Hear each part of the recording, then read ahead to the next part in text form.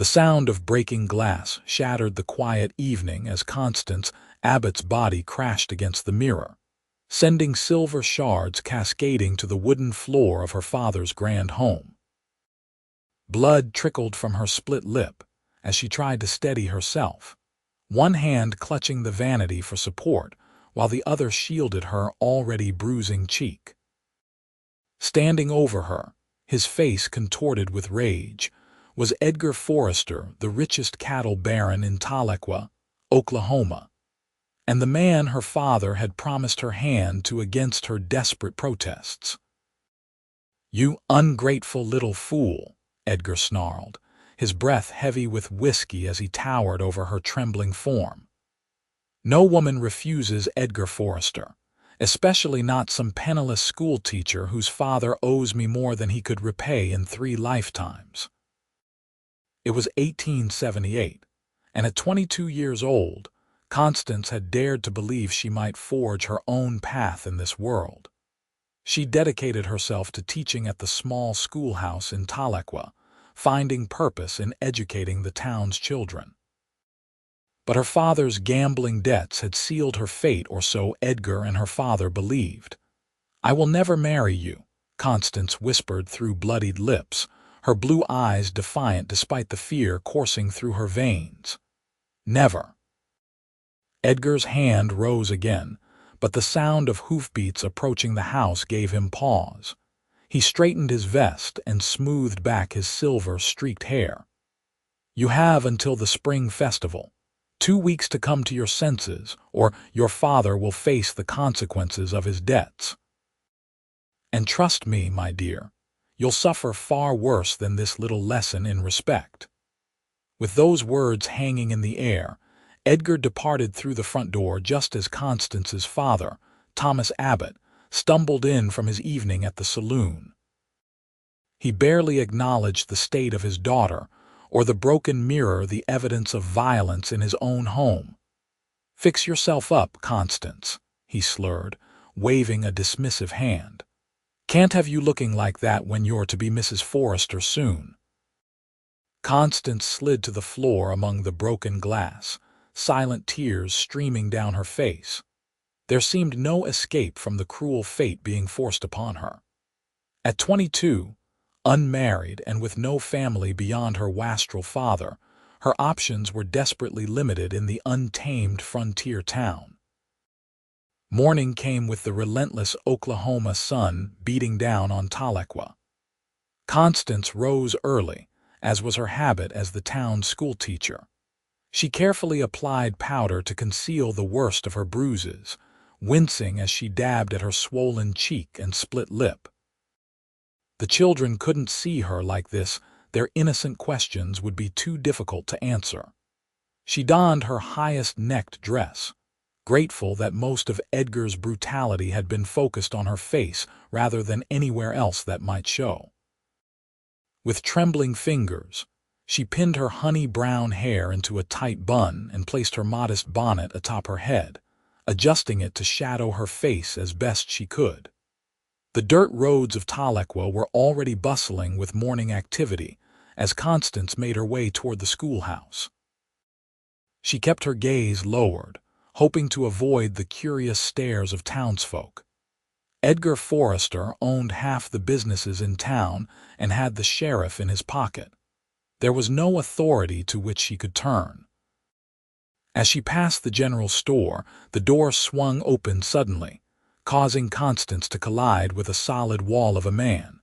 Strong hands steadied her by the shoulders as she stumbled backward. "Beg your pardon, madam," came a deep voice tinged with a slight drawl that wasn't native to Oklahoma. Constance looked up to find herself staring into the most piercing green eyes she'd ever encountered. They belonged to a man she didn't recognize, a stranger in Tahlequah, which was rare enough to be notable. "The fault is mine, sir," she murmured, quickly lowering her gaze and trying to step around him. But the man didn't move immediately. Instead, his grip on her shoulders gentled as his eyes narrowed, taking in the poorly concealed bruising on her face. "You're hurt," he stated plainly, No pity in his voice, just a calm observation that somehow made it harder for Constance to maintain her composure. "It's nothing," she replied quickly, tugging the brim of her bonnet lower. "If you'll excuse me, I mustn't be late for my students." The stranger stepped aside, tipping his hat respectfully, but Constance could feel those green eyes following her as she hurried down the street. She didn't know it then, but she had just met Knox Quincy, a man whose arrival in Tahlequah would change the course of her life forever. Knox Quincy had come to Tahlequah with a purpose. After years driving cattle north from Texas, he'd amassed enough money to purchase land and establish his own ranch. Oklahoma Territory offered promising opportunities for a man with ambition and the funds to back it. He'd purchased a stretch of land just outside of town, with plans to build it into something substantial. As he watched the slender schoolteacher hurry away, Knox couldn't shake the image of her bruised face from his mind. In his 30 years of life, he'd seen plenty of cruelty, but something about the quiet dignity with which she carried her pain struck him deeply. There was a story there one he found himself unexpectedly invested in discovering. Later that afternoon, Knox leaned against a post outside the saloon, rolling a cigarette between calloused fingers as he observed the comings and goings of Tahlequah. He'd been in town for 3 days, long enough to hear whispers about Edgar Forrester and his iron grip on the local economy. Long enough to notice how men seemed to step aside when Forrester walked down the street, their gazes dropping in deference or fear. "Mr. Quincy, isn't it?" The voice belonged to the town's barber, a jovial man named Henry Wilkins who had given Knox a shave the previous day. "That's right," Knox replied, lighting his cigarette. "Settling in well?" Henry asked, glancing toward the dusty street. Knox nodded. "Getting the lay of the land. Tell me, who's the schoolteacher in town? Young woman, brown hair, walks like she's carrying the weight of the world." Henry's expression clouded. "That'd be Miss Abbott, Constance Abbott, fine teacher, beloved by the children." He hesitated, lowering his voice. "Been some talk lately about her upcoming marriage to Edgar Forrester." "Doesn't strike me as a love match," Knox remarked dryly, recalling the bruises on her face. Henry glanced nervously over his shoulder. "Best not to speak of such things in the open, Mr. Quincy. Forrester has ears everywhere, and he doesn't take kindly to folks meddling in his affairs." Knox exhaled a cloud of smoke, his expression unreadable. "I'm not one for meddling, Mr. Wilkins, just making conversation." But as the barber walked away, Knox's gaze drifted toward the schoolhouse at the end of the street. He'd never been one to involve himself in other people's troubles. Life on the frontier had taught him the value of minding his own business. Yet something about Constance Abbott's quiet suffering had ignited a protective instinct he hadn't known he possessed. The school day passed in a blur for Constance. Her 12 students, ranging from 6 to 16 years old, were mercifully focused on their arithmetic lessons rather than their teacher's appearance. Only Martha Wilson, the eldest student and daughter of the town doctor, cast concerned glances in Constance's direction. As the children filed out at day's end, Martha lingered behind. "Miss Abbott," she began hesitantly, "my father could look at your face if you wanted.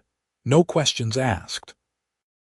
Constance felt her throat tighten with emotion at the girl's perceptiveness and kindness. "That's very thoughtful, Martha, but I'm fine, truly. Just a clumsy accident." The lie tasted bitter on her tongue, but what choice did she have? Doctor Wilson was a good man, but like everyone else in town, he depended on Edgar Forrester's goodwill for his livelihood.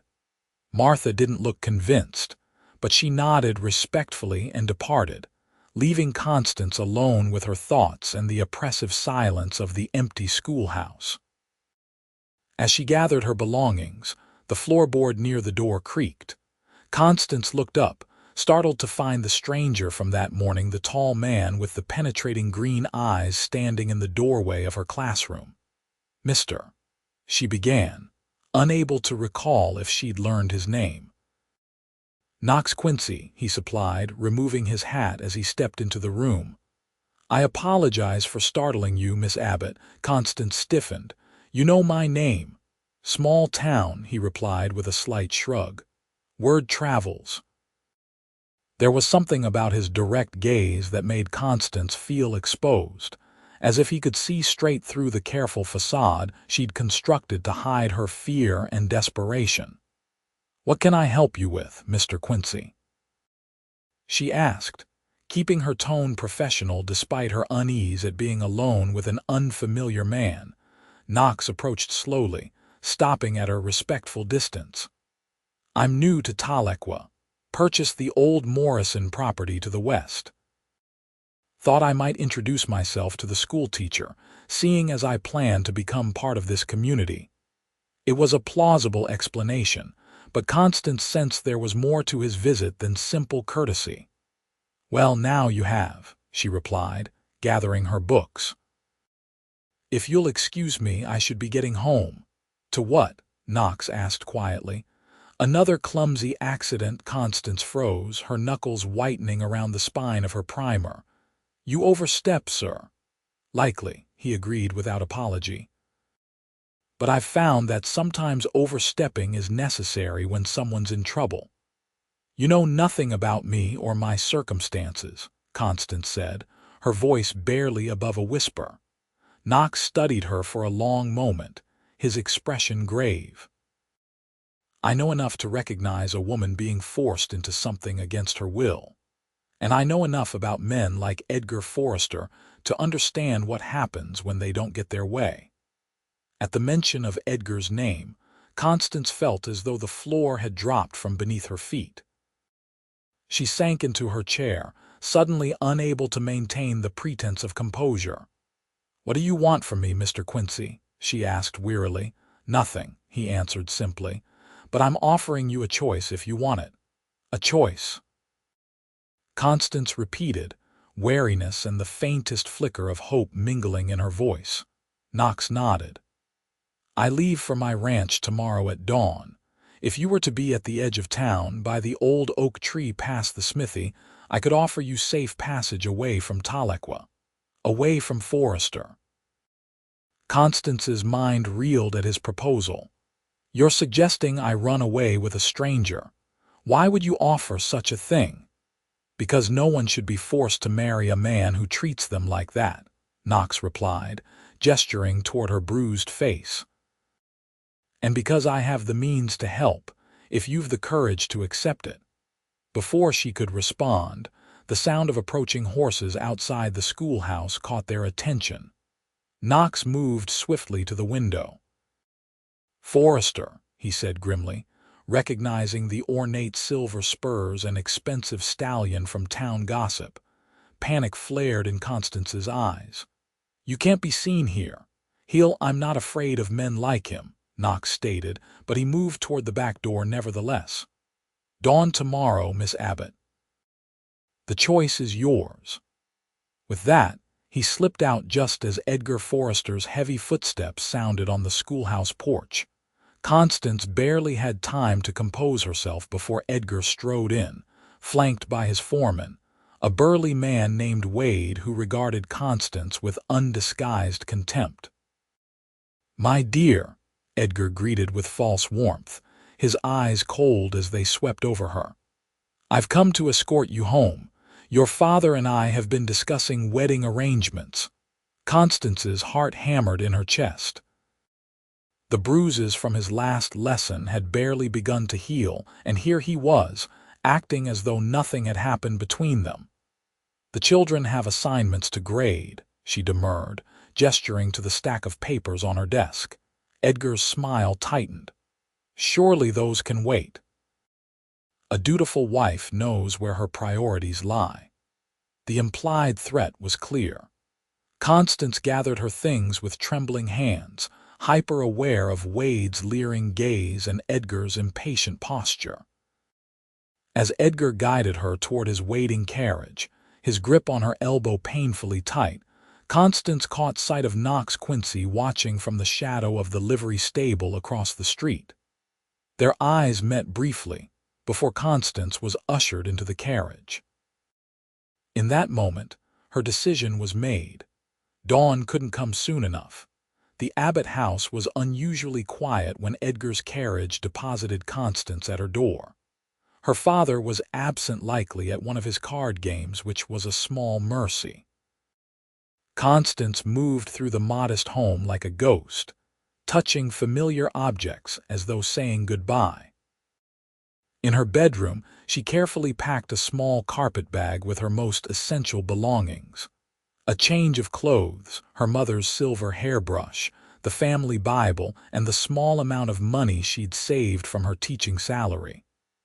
It wasn't much, but it was all she had. As night fell, Constance lay fully clothed atop her bed, listening to the sounds of the house settling and her father's eventual drunken return. Sleep eluded her as her mind raced with questions and doubts. Was she truly prepared to leave everything behind? To trust her fate to a man she'd met just that morning? What if Knox Quincy's intentions weren't honorable, but then, what was the alternative?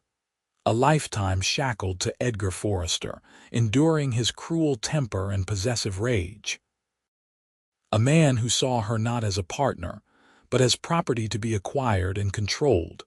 The first gray light of dawn found Constance slipping quietly from her home, carpetbag in hand.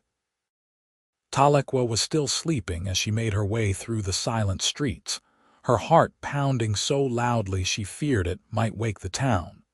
The old oak tree stood sentinel at the edge of town, its massive branches reaching toward the lightening sky.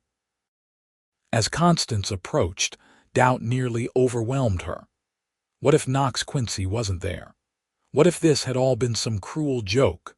But then she saw him, mounted on a sturdy chestnut gelding and leading a second horse, a dappled mare with gentle eyes. Knox's expression remained impassive as she approached, but Constance thought she detected relief in the slight relaxation of his shoulders. "You came," he stated simply. Constance nodded, suddenly at a loss for words now that the moment of decision was upon her. Knox dismounted in one fluid motion and approached her, keeping his movements slow and non-threatening. "Once we leave, there's no turning back. Forrester's not the type to forgive what he'll see as betrayal." "I understand," Constance replied, her voice steadier than she felt. Knox studied her face for a moment, then nodded, apparently satisfied with what he saw there. He took her carpetbag and secured it to the mare's saddle before offering his hand to help her mount. Constance hesitated only briefly before placing her hand in his. His palm was calloused but warm, his grip strong as he helped her into the saddle. The mare shifted slightly beneath her, but Constance had grown up riding one of the few joys her father hadn't managed to taint with his gambling and drinking. "My ranch is a half-day's ride west," Knox explained as he mounted his own horse. "We'll need to make good time. Forrester's bound to come looking once he realizes you're gone." With a gentle click of his tongue, Knox urged his horse forward, and Constance followed suit. As they rode away from Tahlequah, the rising sun at their backs, Constance felt a curious mixture of terror and exhilaration. For the first time in years, since her mother's death had left her alone with her father's deteriorating character, Constance was choosing her own path. Whether that path led to salvation or further peril remained to be seen. They rode in silence for the first hour, putting distance between themselves and Tahlequah. Knox set a brisk pace, occasionally glancing back to ensure Constance was keeping up. She rode well, he noted with approval, sitting the saddle with the natural grace of someone who'd spent considerable time on horseback. As the sun climbed higher, Knox guided them off the main trail and into a small copse of trees beside a narrow stream. "We'll rest the horses here," he announced, dismounting and offering a hand to help Constance down. Her legs trembled slightly as her feet touched the ground, whether from the extended ride or the enormity of what she'd done. Knox couldn't tell. "You're faring well," he commented, untying a canteen from his saddle and offering it to her. Many ladies would have complained by now about the pace or the dust. Constance accepted the water gratefully. "I'm not many ladies, Mr. Quincy, and I've more pressing concerns than dust on my skirts." A hint of a smile touched Knox's lips. "So I've gathered." He busied himself checking the horses while Constance sipped the water, her gaze fixed on the horizon behind them. "He'll come after us, won't he?" she asked quietly. Knox didn't sugarcoat his response. "Yes." A man like Forrester doesn't accept losing what he considers his property. But we've got a good head start, and few know exactly where my ranch is located. "And once we reach your ranch," Constance pressed, turning to face him directly. "What then, Mr. Quincy? What exactly are your expectations of me?" The question hung between them, loaded with implication. Knox met her gaze steadily. "My expectations," he said carefully, "are that you'll have a safe place to stay until you decide what you want to do next. Nothing more." Constance studied him, searching for any sign of deception. "Why are you doing this? Risking Forrester's wrath for a woman you don't even know?" Knox was silent for a long moment, his expression unreadable. "I've seen what men like Forrester do to women they claim to love," he finally said, his voice low and edged with an old pain. "My mother lived under such a man's hand until it killed her. I was 14 when I buried her, and I swore then I'd never stand by watching history repeat itself if I could prevent it." The raw honesty in his confession caught Constance off guard. "I'm sorry about your mother," she said softly. Knox nodded once, acknowledging her sympathy without inviting further discussion. "We should keep moving," he said, offering her the reins to her mare. "There's a place a few miles ahead where we can stop for a proper meal." As they resumed their journey, Constance found herself studying Knox Quincy with new eyes. The man was an enigma, hard and unyielding in some ways, yet governed by a moral code that had compelled him to risk everything for a stranger's welfare. It was a complexity she hadn't expected, and it stirred her curiosity despite her determination to remain guarded. By midday, they'd reached a small clearing beside a creek where Knox suggested they stop to rest and eat. He unsaddled the horses to give them a proper break, then unpacked provisions from his saddlebags: jerky, hard biscuits, dried apples, and a small pot of honey. "It's not fancy," he apologized, spreading the food on a clean bandana, "but it'll keep us going." Constance, who had barely eaten in the past 24 hours due to anxiety, found herself ravenously hungry. "It looks wonderful," she assured him, accepting a biscuit spread with honey. They ate in companionable silence, the only sounds the gentle rushing of the creek and the occasional whickering of the horses as they grazed nearby. It was a peaceful interlude that belied the danger of their situation. "Tell me about your ranch," Constance said after a while, curious about the place that was to be her sanctuary. Knox's expression softened slightly. "It's still more potential than reality," he admitted. "Good water access, decent grazing land. The cabin's solid but basic. I've plans to expand once I get a proper herd established." "You came from Texas," Constance guessed, noting his accent. Knox nodded. "Drove cattle up the Kishom Trail for years, saved every penny. Oklahoma seemed a good place to put down roots, less settled than Texas now, but growing." "And no family?" Constance asked, then immediately regretted her forwardness. "I'm sorry, that's not my business." "No family," Knox confirmed, unbothered by her question. "Parents long gone, never had siblings, been on my own since I was 15. The matter-of-fact way he spoke of his solitary existence touched something in Constance. Despite her father's presence, she too had been essentially alone since her mother's death when she was 16. "What about you?" Knox asked. "Besides your father, any family who might worry about your disappearance?" Constance shook her head. "Mother died 6 years ago. No siblings. A distant aunt in St. Louis whom I've never met." She sighed, absently touching her bruised cheek. "My father was a different man when my mother was alive. The gambling and drinking took hold after we lost her, and then the debts to Forrester." She trailed off, the familiar guilt washing over her. "Perhaps I shouldn't have left him. As bad as things were, he is still my father." Knox's expression hardened. "A father who'd trade his daughter to clear his debts deserves no loyalty. He made his choice, Miss Abbott. You've made yours." His words were harsh but lacked judgment. There was something freeing in his straightforward assessment, an absolution Constance hadn't realized she needed. Their brief respite was interrupted by the distant sound of hoofbeats. Knox was on his feet instantly, his hand moving to the revolver at his hip. "Stay here," he instructed, moving swiftly to a vantage point where he could see down the trail they'd traveled. Constance's heart hammered as she watched Knox's expression grow grim. "Riders," he confirmed. "4 of them moving fast.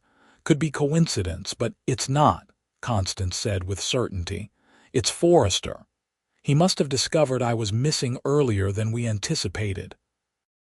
Knox moved with decisive efficiency, saddling the horses while Constance quickly packed away their food. Within minutes, they were mounted and moving again, this time pushing deeper into the wooded terrain rather than following the main trail. "My ranch lies beyond that ridge," Knox explained, pointing to a distant line of hills. "But we can't lead them straight there.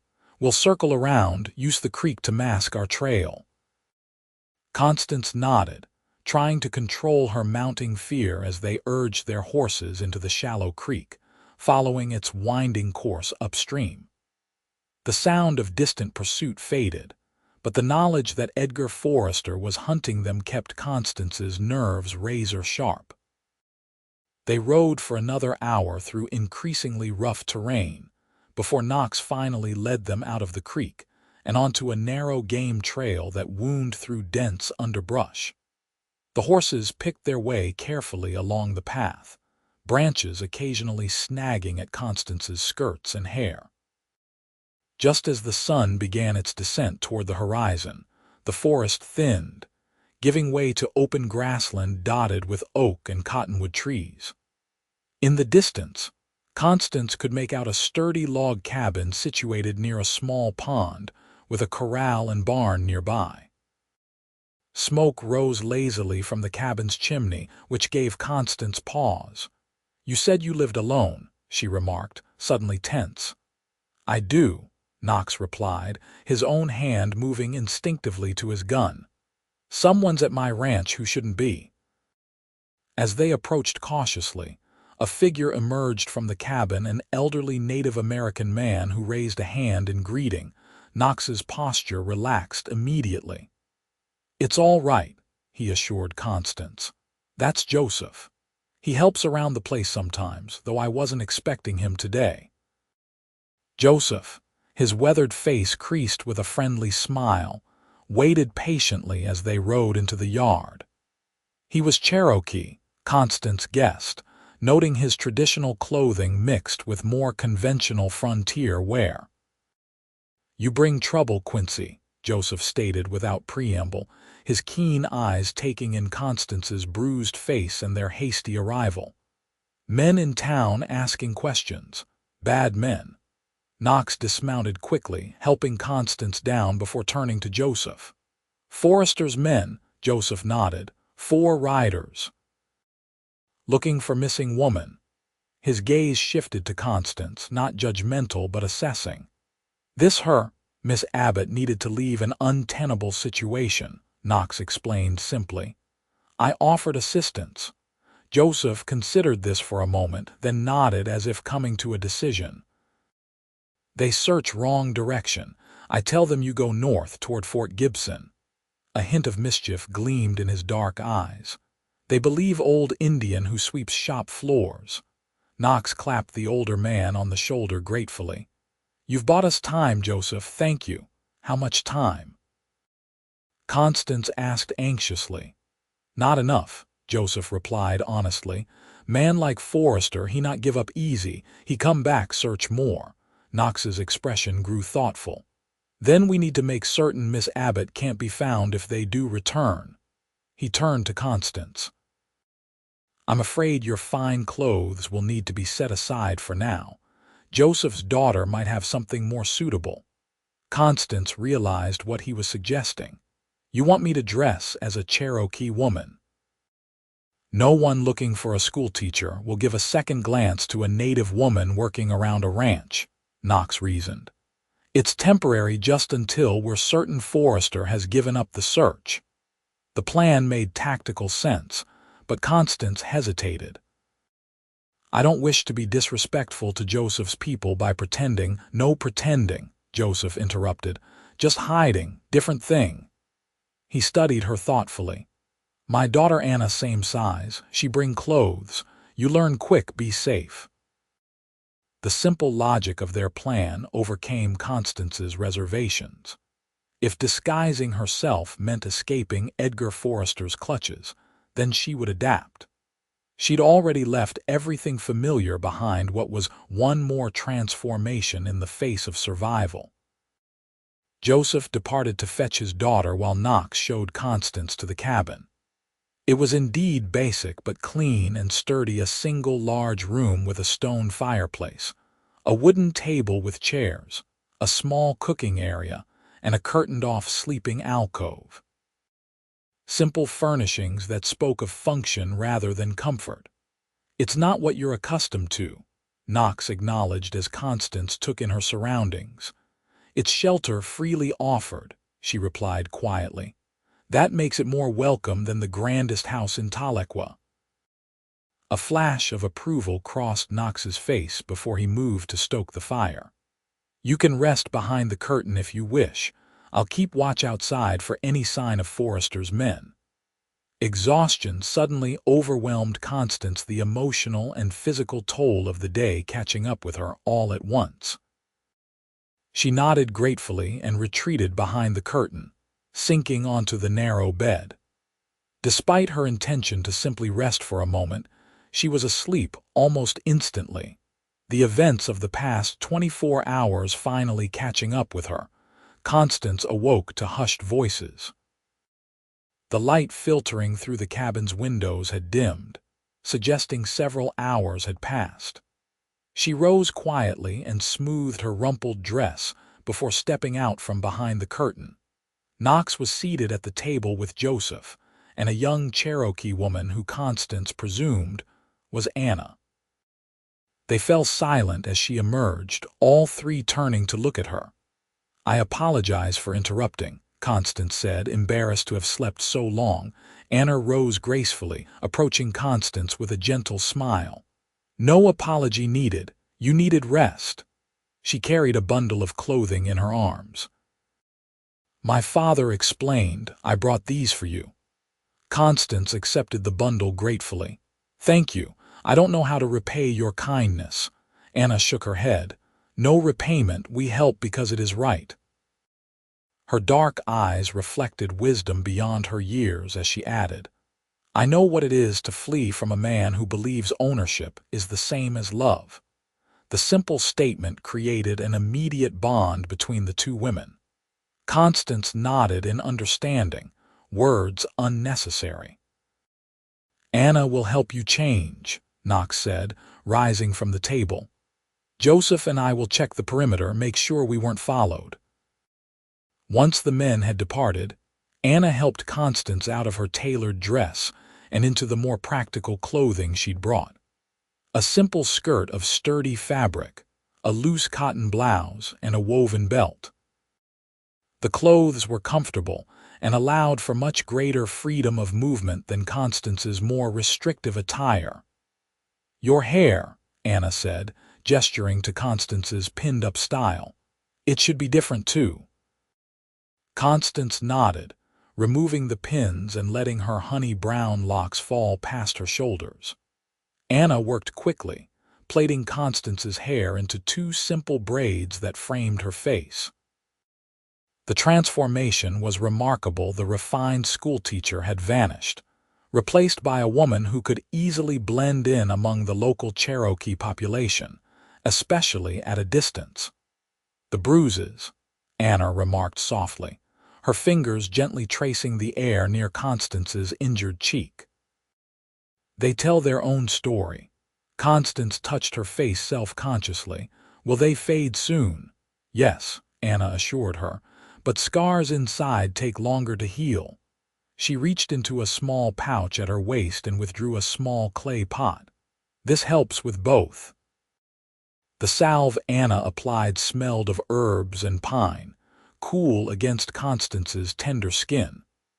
There was something profoundly comforting in the other woman's gentle ministrations, a female solidarity that transcended their different backgrounds. "Thank you," Constance said when Anna finished. "For everything," Anna smiled. "We women must protect each other when men forget their honor." She patted Constance's hand. "Knox Quincy is good man, though, rough but good heart. You know him well." Constance couldn't help asking, curious about the connection between Knox and the Cherokee family. "He saved my brother from drowning last winter," Anna explained. "Asked nothing in return, but our family honors its debts. My father helps with his ranch when needed." She studied Constance thoughtfully. "He risks much to help you. Forrester is a powerful man." "I know," Constance admitted, guilt twisting in her stomach. "I've brought danger to his doorstep." "He chose," Anna stated simply. "As did you." She gathered up Constance's discarded clothing. "These we hide. Maybe burn later if necessary." The men returned as dusk settled over the ranch. Joseph nodded approvingly at Constance's transformation while Knox's expression remained carefully neutral, though his eyes lingered on her altered appearance a moment longer than necessary. "No sign of pursuit yet," Knox reported, "but they'll widen their search by morning." "We go now," Joseph decided. "Less eyes in dark. Anna, stay here tonight, help teach." He looked pointedly at Knox. "You have extra gun," Knox nodded, moving to a trunk in the corner. He withdrew a small revolver and checked it carefully before bringing it to Constance. "You know how to use this?" he asked, holding it out to her. Constance hesitated. "I've never fired a gun." "Then Anna will teach you," Knox said. "Out here, a woman needs to protect herself." "I hope you'll never need to use it, but hope makes for poor planning." The weight of the revolver was unfamiliar and frightening in Constance's hand, but she recognized the practicality of Knox's reasoning. She nodded her acceptance of this new reality. Joseph departed with promises to return the following day with news from town. As night fully claimed the land, Anna prepared a simple but hearty stew while Knox secured the horses and closed up the barn. The evening meal was eaten in companionable silence, the crackling fire and occasional howl of distant coyotes the only soundtrack to their thoughts. Constance found herself studying Knox when he wasn't looking, the strong line of his jaw, the slight crinkles at the corners of his eyes that hinted at a capacity for laughter rarely indulged, the capable hands that moved with such precision, whether handling a gun or simply breaking bread. He was handsome, she realized with a start. Not in the polished, aristocratic way of Edgar Forrester, but in a rugged, authentic manner that spoke of a life lived on his own terms. The realization discomfited her, and she quickly averted her gaze when Knox glanced up and caught her watching him. After dinner, Anna took Constance outside to begin her first shooting lesson. In the clear moonlight, Anna patiently demonstrated how to load, aim, and fire the small revolver. Constance's first attempts were wildly inaccurate, the gun's recoil stronger than she'd anticipated. But by the fifth shot, she was hitting the broad side of a tree stump with reasonable consistency. "Good," Anna approved. "Tomorrow we practice more. Hand must remember shape of gun, I must know distance." As they returned to the cabin, Constance caught sight of Knox watching from the doorway, his expression unreadable in the shadows. He nodded once, acknowledging her progress, before turning back inside. That night, sleeping arrangements were simple but proper. Anna and Constance shared the bed behind the curtain, while Knox made do with a bedroll near the fireplace. Despite her exhaustion, Constance found sleep elusive, her mind racing with the enormity of the changes in her life in just one day. What would tomorrow bring? Would Edgar's men find them?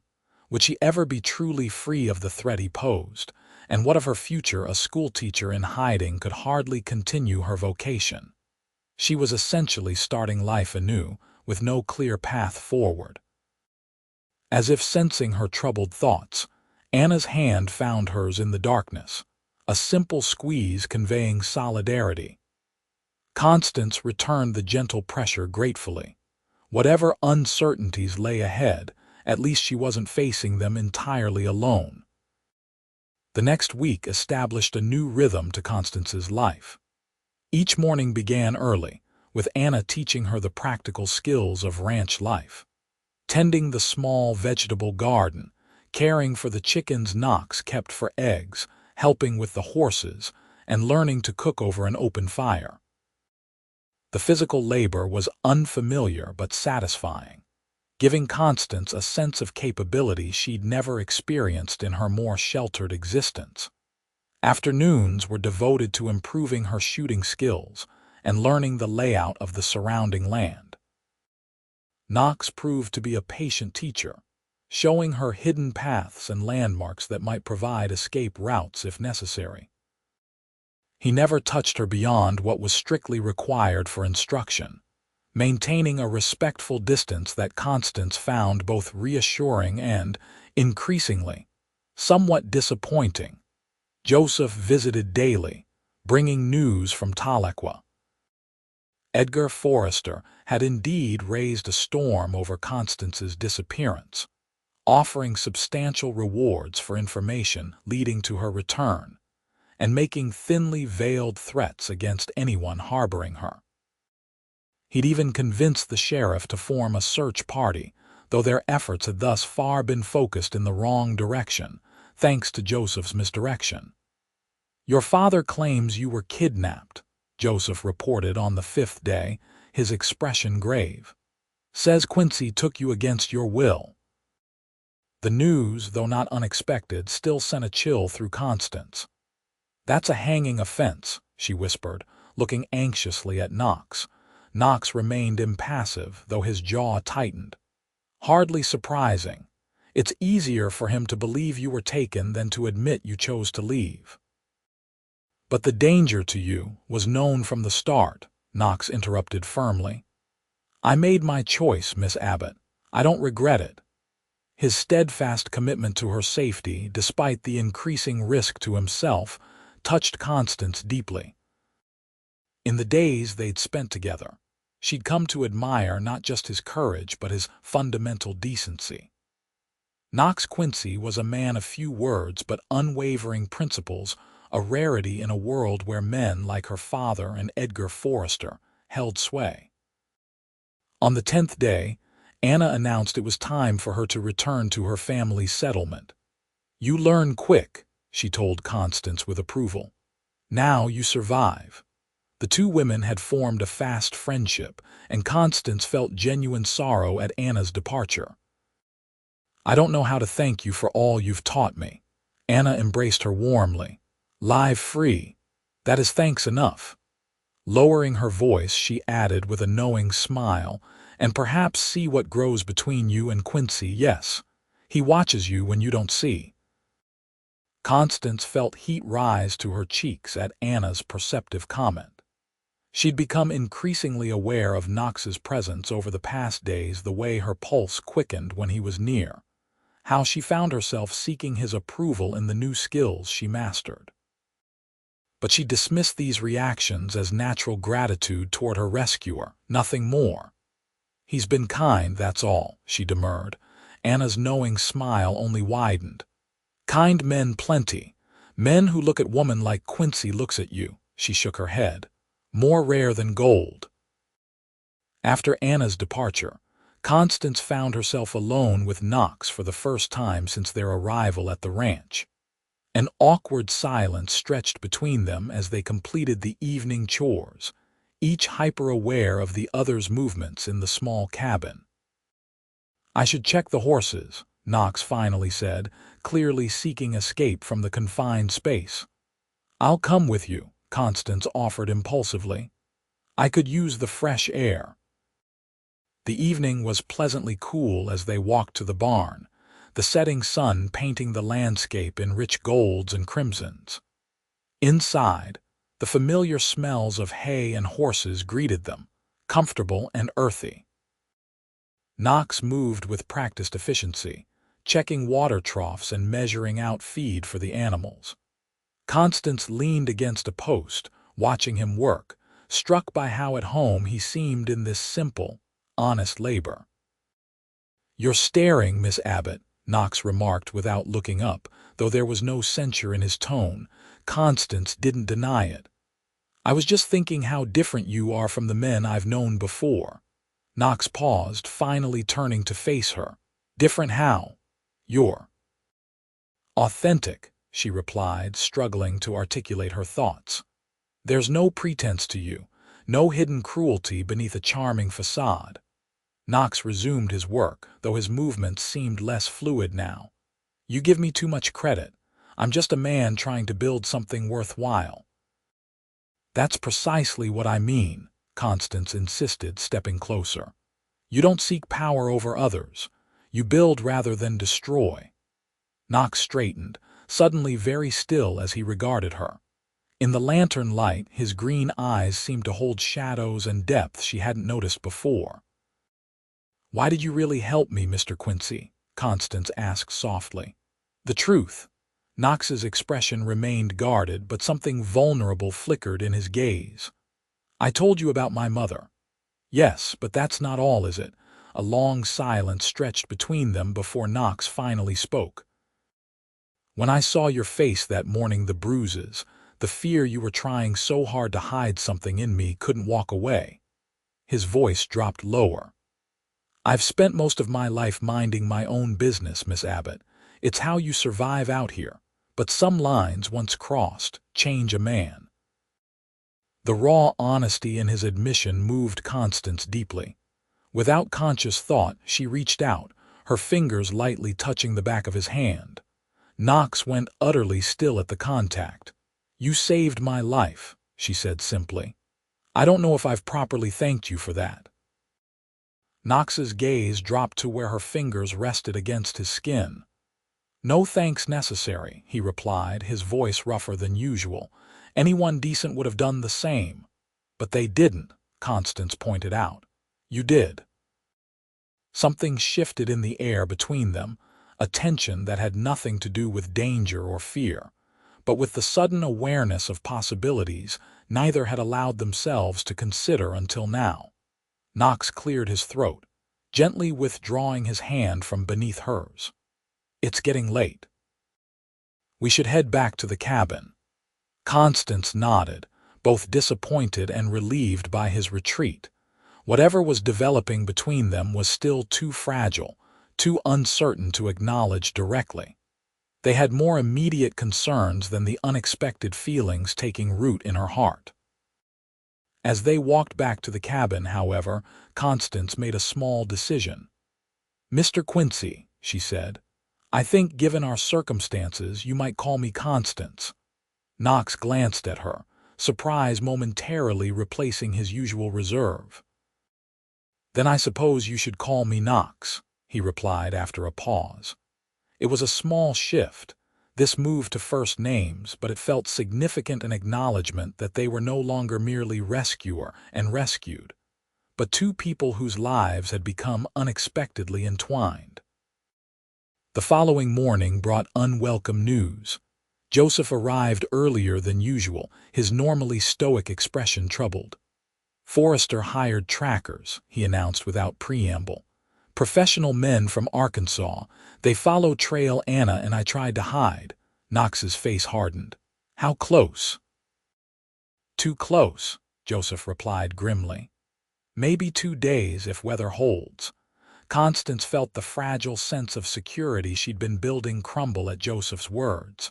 "What do we do?" Knox was already moving, gathering essentials and checking his weapons. "We need to move. The cabin's too obvious a target." "Where will we go?" Constance asked, trying to keep the panic from her voice as she hurriedly packed the few belongings she'd acquired. "I have a hunting cabin," Knox explained. "Small place up in the hills. Few know about it. We can shelter there until the search moves on." Joseph nodded approval. "Good plan. I tell trackers you go south if they ask." As Joseph departed to continue his role as their eyes in town, Knox and Constance worked quickly to prepare for their journey. They packed only what was necessary: food, water, ammunition, and basic supplies. By mid-morning they were mounted and moving deeper into the rugged terrain beyond Knox's property. The journey to the hunting cabin was arduous, following game trails and creek beds to mask their path. Knox led them through dense forest and over rocky outcroppings that would leave minimal tracks for even the most skilled tracker to follow. By late afternoon, dark clouds had gathered on the horizon, promising rain that would both help conceal their trail and make travel more difficult. Knox pushed them harder, clearly hoping to reach shelter before the storm broke. "How much farther?" Constance asked as they forded a shallow stream, the air growing heavy with the scent of impending rain. "Not far now," Knox assured her. "Less than an hour if we maintain this pace." The first drops began to fall as they climbed a steep slope, the horses picking their way carefully over loose shale. By the time they crested the ridge, the rain had intensified to a steady downpour, soaking through Constance's clothes despite the oilskin coat Knox had insisted she wear. The hunting cabin appeared suddenly through the curtain of rain, a small, rough-hewn structure nestled against a rocky outcropping that provided natural shelter on 2 sides. It was far more primitive than Knox's main cabin, little more than a single room with a stone fireplace and shuttered windows, but to Constance's rain-drenched perspective, it looked like salvation. Knox dismounted quickly and led both horses to a small lean-to attached to the cabin's rear. Once the animals were secured, he helped Constance down, her sodden skirts making movement awkward. Inside, the cabin was dusty but dry. Knox immediately set about building a fire while Constance stood dripping on the dirt floor, shivering from the chill that had settled into her bones during the final leg of their journey. "You need to get out of those wet clothes," Knox said practically, not looking up from his task of coaxing flames from the kindling. "There's a trunk in the corner with some old clothes. They'll be too big, but they're dry." Constance moved to the battered wooden trunk, finding inside a collection of men's clothing: shirts, trousers, and woolen socks, all well worn but clean. The prospect of changing into men's attire would have scandalized her a few weeks ago, but now she recognized the practical necessity.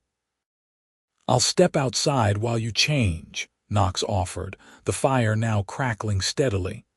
"In this downpour." "Don't be absurd," Constance replied with newfound pragmatism. "Just turn your back." Knox hesitated briefly before nodding and turning to face the wall. Constance changed as quickly as her numbed fingers allowed, struggling slightly with the unfamiliar buttons and ties. The shirt hung almost to her knees, and she had to roll the trouser's legs several times, but the dry fabric against her skin was immediate bliss. "I'm decent," she announced when finished. Knox turned, his expression softening slightly at the sight of her swimming in his old clothes, her damp hair hanging in loose waves around her shoulders. Without comment, he hung her wet garments near the fire to dry, then changed his own sodden clothing with efficient movements while Constance politely averted her gaze. The cabin warmed quickly as the fire grew stronger. Knox unpacked their meager supplies while Constance spread a worn blanket on the floor near the hearth. Outside, the storm intensified, rain drumming against the roof and wind howling through the surrounding trees. "Will the trackers be able to follow us in this?" Constance asked, accepting a strip of jerky and a biscuit from Knox. "Not easily," he replied. "The rain will wash away most signs of our passing, but men hired by Forrester won't give up because of a little bad weather." "It's not a little bad weather," Constance observed as thunder rumbled overhead. "It's a deluge." Knox's mouth quirked in what might have been the beginning of a smile. "Good thing, too. Gives us time to plan our next move." "Which is?" Knox settled beside her near the fire, his expression thoughtful. "That depends on what you want, Constance." The question caught her off guard. In the chaos of fleeing Tahlequah and adapting to her new circumstances, she'd had little opportunity to consider her longer-term future. "I don't know," she admitted. "I can't go back to Tahlequah, not with Forrester there." "No," Knox agreed, "but Oklahoma territory is vast. You could start fresh somewhere else, perhaps. Use your teaching skills in another town far from Forrester's reach." The suggestion was practical, but Constance felt a surprising reluctance at the thought of leaving. "And what of you? Would you simply return to your ranch as if none of this happened?" Knox stared into the flames.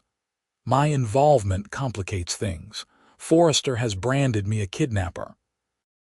"That's not an accusation easily dismissed, even if you were to come forward and deny it." The implications of his words settled heavily between them. Knox had risked everything to help her his reputation, his freedom, the ranch he'd worked so hard to establish. And what had she offered in return but further complications? "I've ruined your life," Constance whispered, guilt washing over her. Knox's gaze snapped to hers, unexpectedly fierce. "No, Forrester and men like him ruin lives. You've done nothing wrong except refuse to be a victim." His vehemence surprised her, as did the protectiveness evident in his tone. In that moment, something shifted between them, a barrier lowering, a truth acknowledged. "Knox," Constance said softly, "why did you really bring me with you that morning? The whole truth this time?"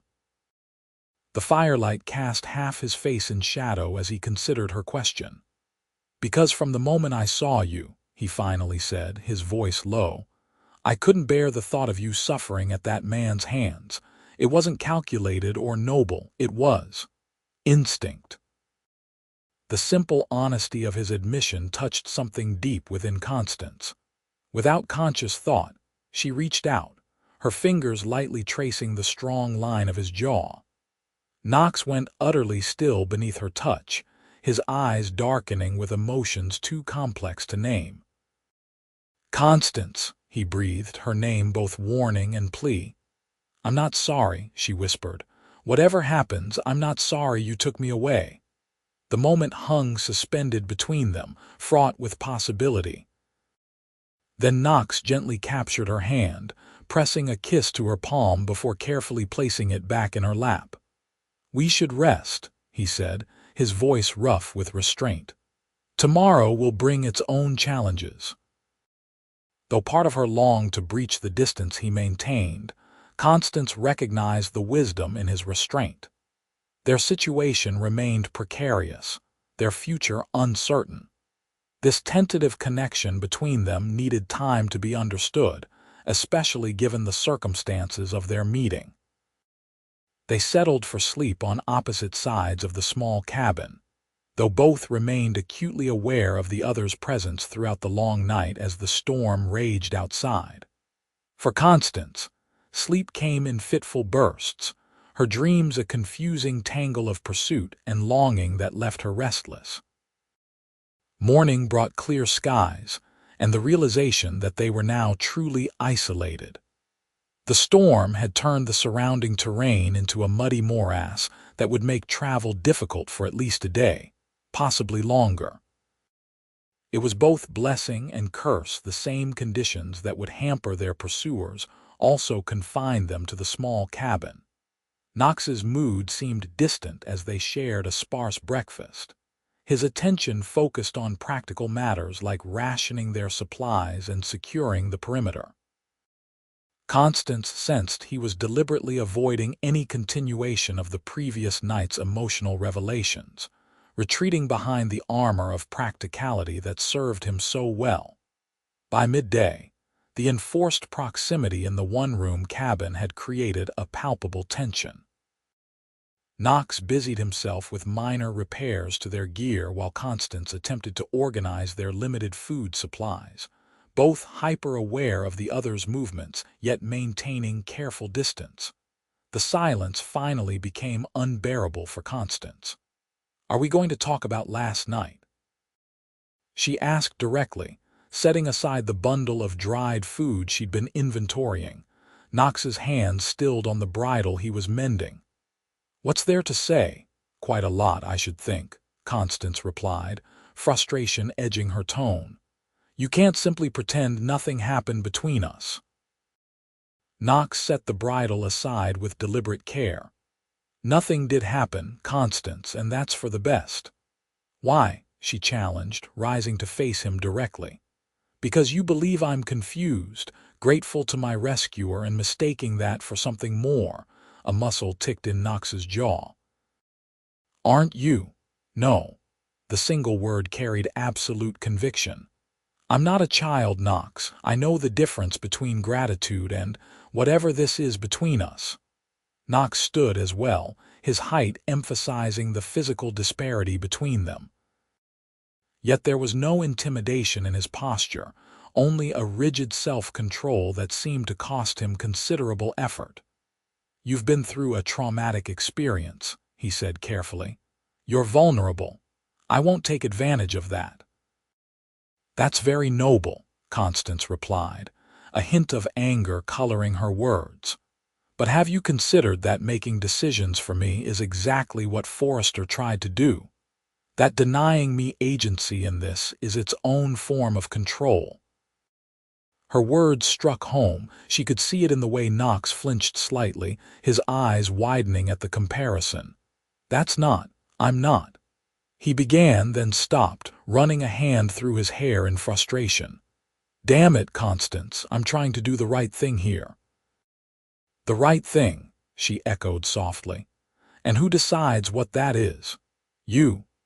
Or can I have some say in what happens in my own life?" The question hung between them, charged with implications that extended far beyond their immediate circumstances. Constance could see the conflict in Knox's eyes, desire warring with his sense of honor, caution battling with longing. When he finally spoke, his voice was strained. "What do you want from me, Constance?" "The truth," she answered simply. "No more half-explanations or noble deflections." "Just the truth of what you feel." Knox's expression softened, vulnerability replacing caution. "I feel more than I should, more than is wise given our situation." He took a hesitant step toward her. "From the moment I saw you in town, trying so hard to hide your pain, something in me recognized something in you. Like finding a missing piece of yourself in the most unlikely place." The raw honesty in his admission left Constance breathless. She closed the remaining distance between them, her hand coming to rest lightly on his chest, feeling the steady thump of his heart beneath her palm. "I feel it too," she whispered, "and it terrifies me as much as it does you." Knox's hand rose to cup her cheek, his touch infinitely gentle against the fading bruises. "You deserve better than a life on the run, Constance. Better than a man with nothing to offer but complications and danger." "I deserve to choose," she countered, leaning slightly into his touch. "And I choose this whatever this becomes, whatever challenges it brings." The last of Knox's resistance crumbled at her words. With a sound that was half groan, half sigh, he lowered his head until his lips met hers in a kiss that began tenderly but quickly deepened with weeks of suppressed longing. Constance's arms wound around his neck as she returned the kiss with equal fervor, all the fear and uncertainty of their situation channeling into this moment of connection. Knox's arms encircled her waist, pulling her closer as the kiss intensified, becoming a declaration of feelings too complex for words. When they finally broke apart, both breathless, Knox rested his forehead against hers. "This complicates everything," he murmured. Constance laughed softly. "I think we were well past simple the moment you helped me onto that horse in Tahlequah." A hint of a smile touched Knox's lips.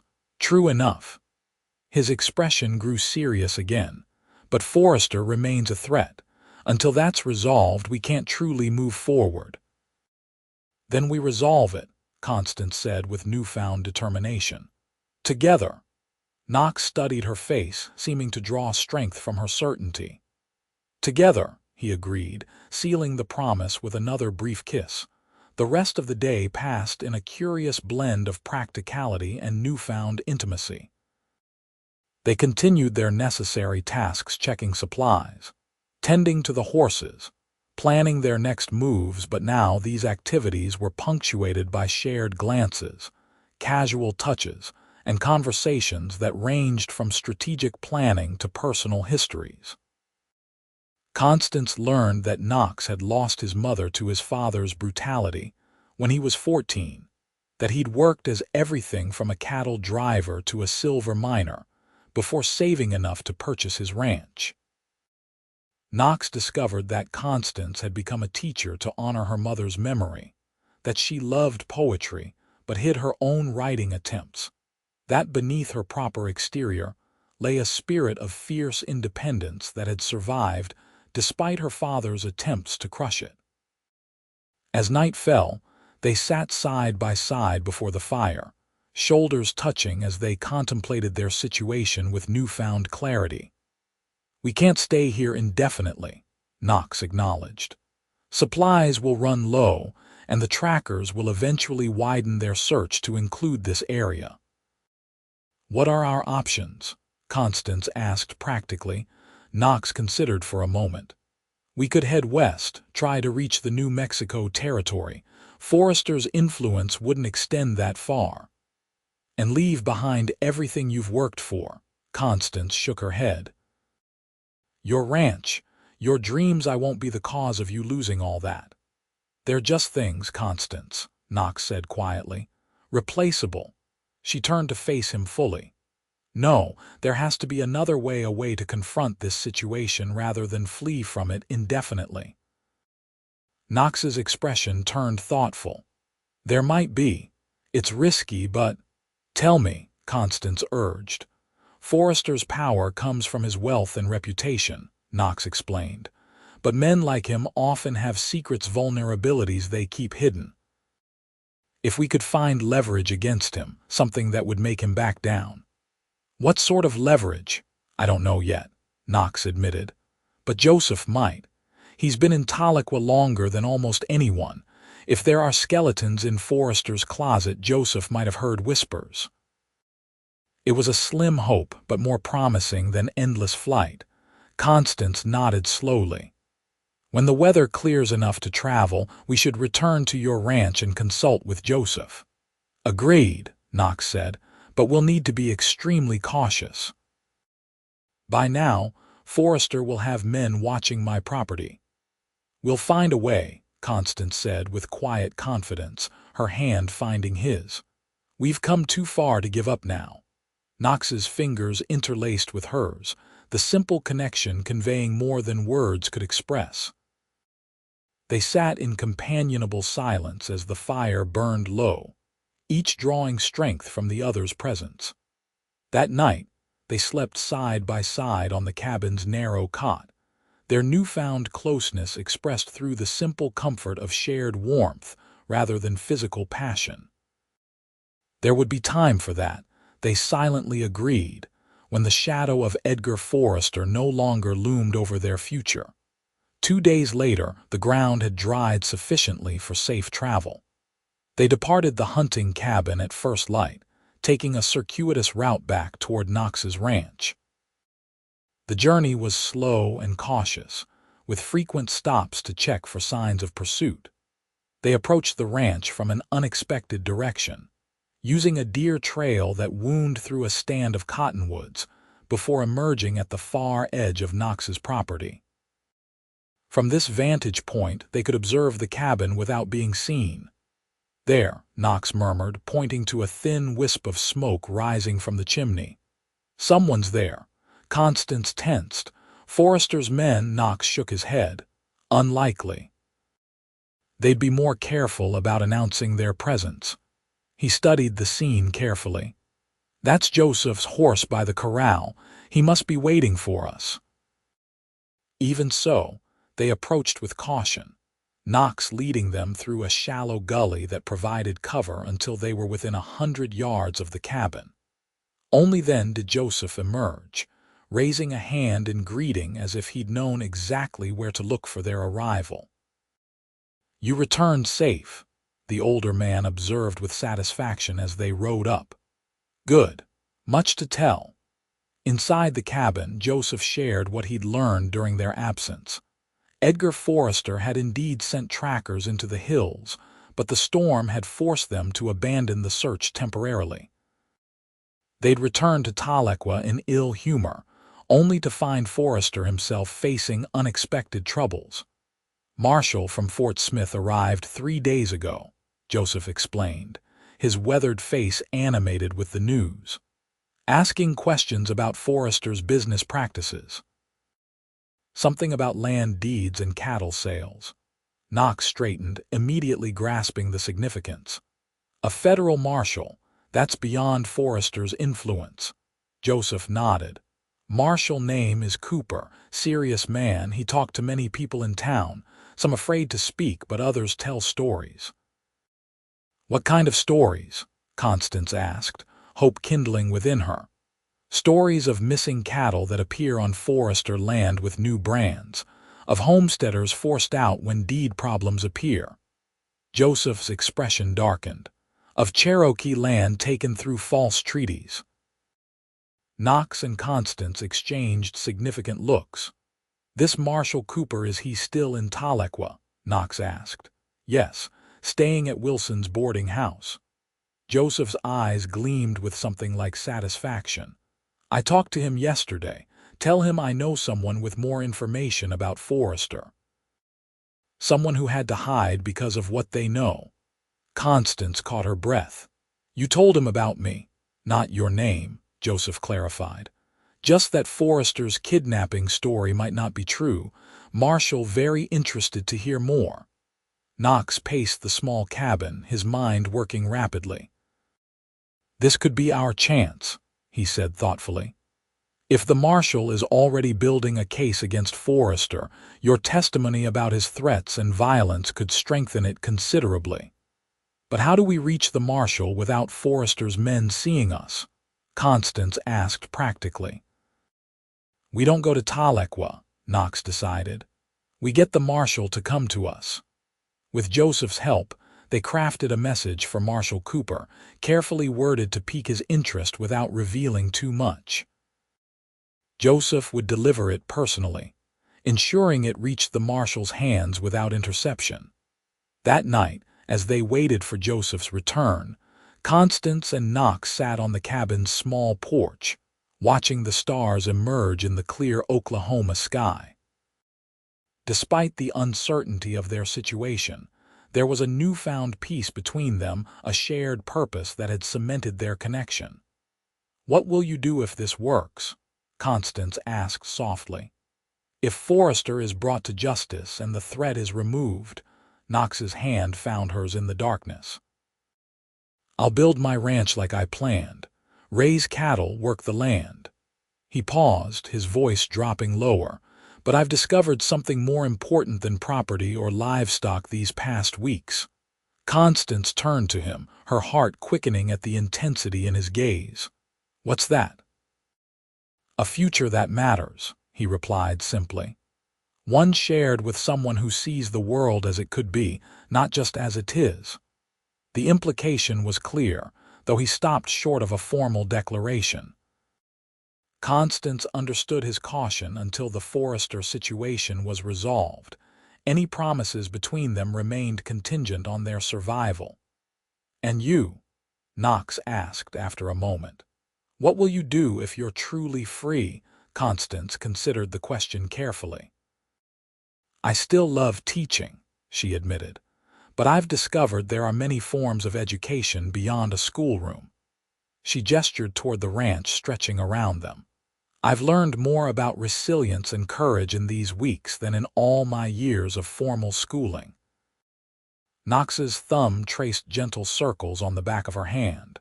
You could teach anywhere. Tahlequah isn't the only town that needs education. No, she agreed, meeting his gaze steadily. Though I find myself particularly drawn to the educational needs of this specific area.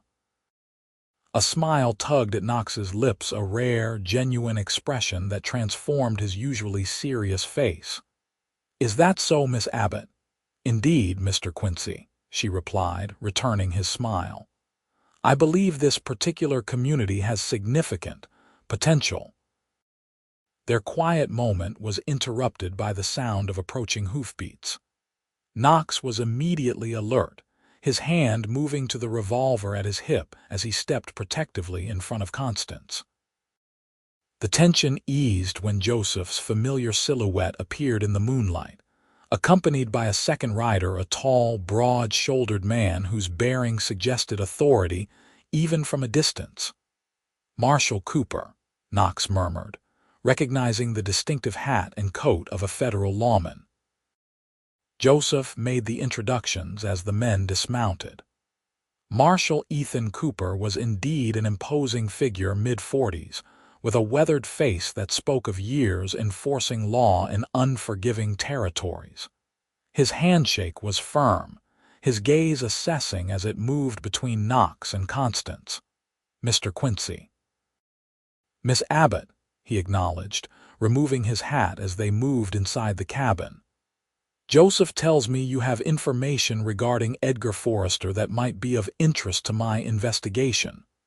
More than information, Marshal, Constance replied, straightening her spine as she faced him. I have first-hand experience of Forrester's character and methods. Over the next hour, Constance related her story: her father's gambling debts, Forrester's demand for her hand in marriage, the violence when she refused, and finally her escape with Knox's assistance.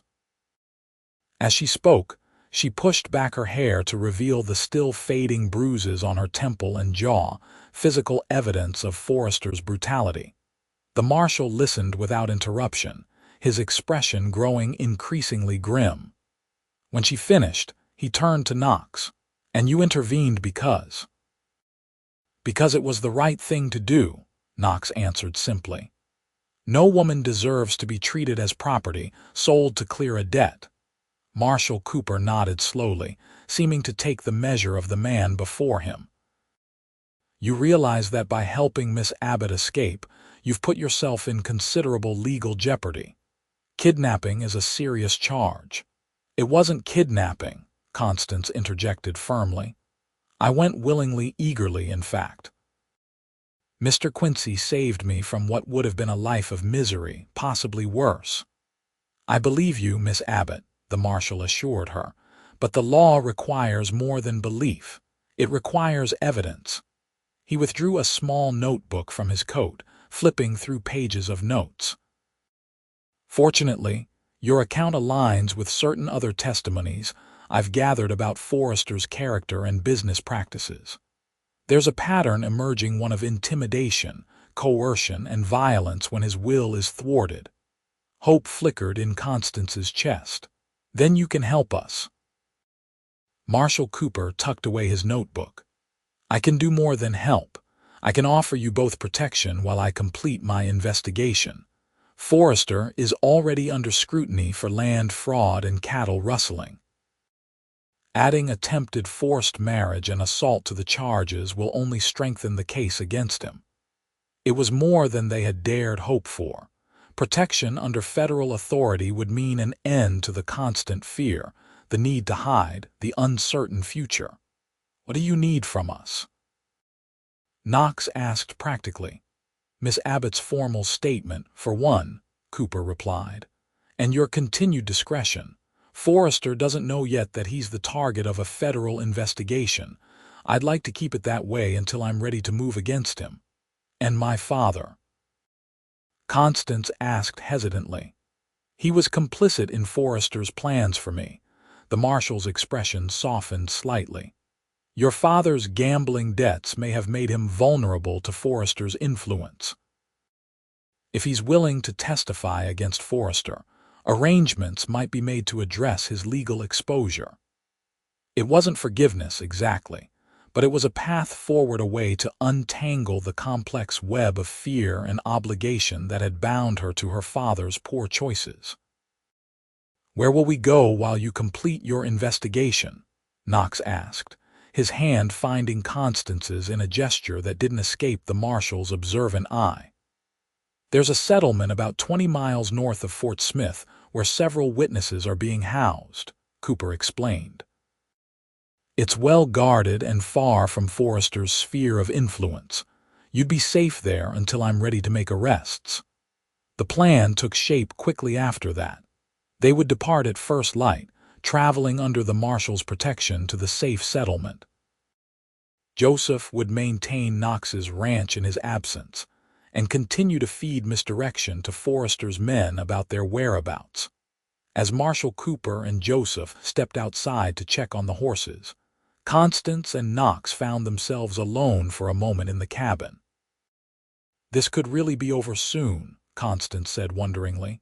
A real end to running and hiding. Knox gathered her hands in his expression serious. Constance, before we take this next step, I need to be certain of something. What? She asked, her heart quickening at his tone. When Forrester is dealt with, when you're truly free to choose your path. He hesitated, uncharacteristically uncertain. I need to know if your decision to stay with me was born of necessity or genuine choice. Constance stepped closer, her eyes never leaving his.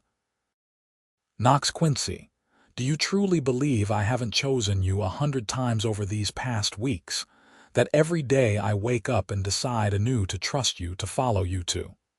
She faltered, then gathered her courage. To love you. The word hung between them, finally spoken aloud after weeks of growing in the silence. Knox's breath caught audibly. Love, he repeated as if testing the word's weight. Yes, Constance confirmed softly. Love. Not gratitude, not dependency, not confusion. Love freely given and fully aware. Knox pulled her gently into his arms, his forehead resting against hers. I never expected to find you, he murmured. Never thought to have someone like you in my life. Someone bruised and on the run, Constance teased lightly. Someone brave enough to remake her life according to her own terms, Knox corrected, his voice rough with emotion. Someone who reminds me daily that doing the right thing, however difficult, is always worth the cost. His lips found hers in a kiss that held both tenderness and promise, a pledge of what could be once the shadows of the past were finally banished. The journey to the safe settlement passed without incident under Marshal Cooper's protection. For 3 weeks, Knox and Constance lived among other witnesses against Forrester homesteaders who'd been cheated of their land, merchants who'd been threatened into partnerships, even a former associate of Forrester's who had turned against him after witnessing one brutality too many. During this time of waiting, Knox and Constance's relationship deepened. Free from immediate danger, they explored the connection between them, more fully sharing hopes and fears, building plans for a future together, finding in each other the partnership that neither had thought possible in the harsh realities of frontier life. Word finally came on a crisp autumn morning.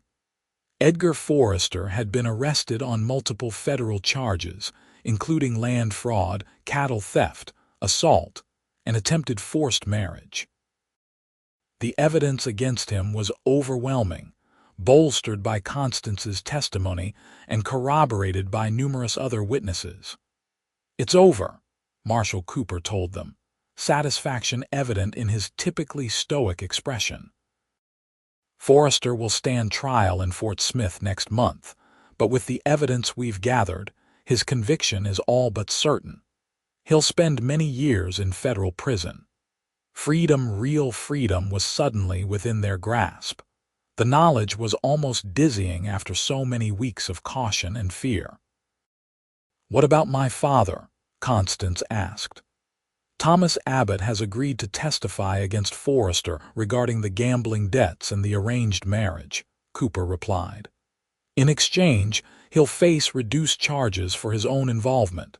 He's asked to see you if you're willing." Constance considered this request carefully. Her father's weakness and selfishness had nearly condemned her to a life of misery, yet he was still the only family she had left. "I'll see him," she decided finally. "Not for his sake, but for my own." To close that chapter properly before beginning anew. The reunion with her father was both difficult and necessary. Thomas Abbott had aged a decade in the weeks since she'd fled Tahlequah, his face haggard with guilt and the consequences of his actions. "I don't expect your forgiveness, Constance," he said, unable to meet her eyes as they sat in Marshal Cooper's office in Fort Smith. "What I did was unforgivable, selling my own daughter to clear my debts." He shuddered visibly. "I've had much time to reflect on the man I've become. It's not a pleasant reckoning." "No, I imagine not," Constance replied, her tone neither harsh nor forgiving. "What will you do now, Father, when this is all over?" Thomas sighed heavily. "My brother in St. Louis has offered me a place to stay and work in his printing business. A fresh start, far from gambling halls and whiskey." He glanced up tentatively. "Perhaps in time, if you were ever to visit St. Louis." Constance didn't commit to any future reunion, but neither did she reject the possibility outright. Some wounds needed time to heal before bridges could be rebuilt. As winter settled over Oklahoma territory, Knox and Constance returned to his ranch, their ranch now, as he insisted on viewing it. The cabin had been expanded in their absence, thanks to Joseph and members of his extended family who had added a second room and improved the existing structure. "A wedding gift," Joseph explained with a rare smile when they expressed surprise at the changes. "Anna say you need proper home to start life together." The assumption that they would marry might have seemed presumptuous, except that Knox had already asked Constance to be his wife during their final days at the safe settlement, and she had joyfully accepted. Their wedding, a simple ceremony performed by the local minister with Joseph's family and several neighbors as witnesses, took place on the first snowfall of the season. Standing before the fire in their expanded cabin, Knox slipped a simple gold band onto Constance's finger, a ring he'd carefully saved for during their time in protective custody. "I take you, Constance Abbott, to be my wife," he vowed, his deep voice steady with conviction. "To protect, to honor, to cherish for all the days of my life. Not as a possession, but as my equal partner in all things." Tears gleamed in Constance's eyes as she responded, "I take you, Knox Quincy, to be my husband. To stand beside in good times and bad. To build a life of purpose and joy. To love faithfully until my last breath."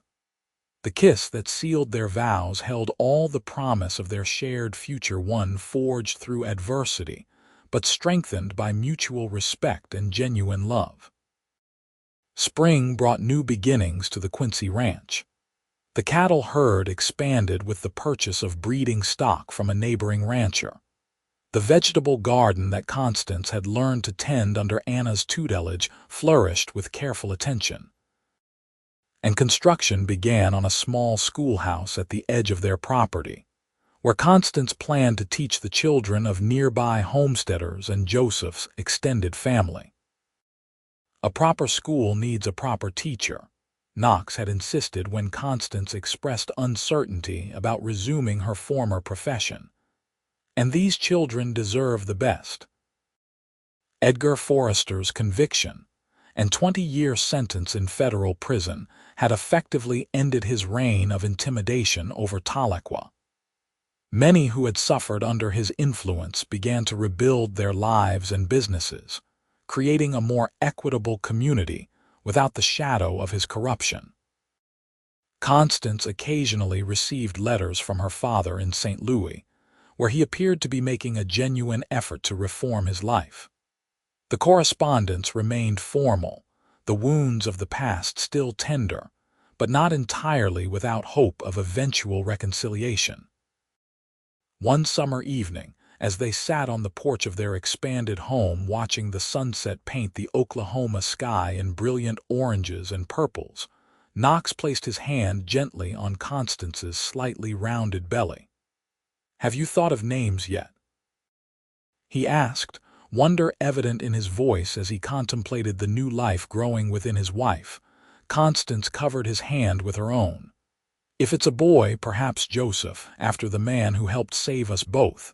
And if it's a girl—" She hesitated, then said softly, "I was thinking of Hope. Because that's what you gave me when all seemed lost." Knox's arms encircled her, drawing her close against his chest. "Hope Quincy," he murmured against her hair. "A fitting name for a child born of love that survived against all odds." As darkness settled over the ranch, they remained on the porch, content in each other's company and the future they were building together. From the ashes of violence and fear had risen something beautiful, and enduring a love strong enough to heal past wounds and face whatever challenges the future might hold. In the years that followed, the Quincy Ranch prospered, becoming known throughout the territory for its fine cattle and the warmth of its hospitality. The small schoolhouse grew into a proper community center, where Constance taught not only children but also adults eager to improve their reading and writing skills. Their family expanded with the birth of Hope, followed 2 years later by a son they named Joseph as planned. A third child, Daniel, completed their family 3 years after that, a boisterous boy with his father's green eyes and his mother's determined spirit.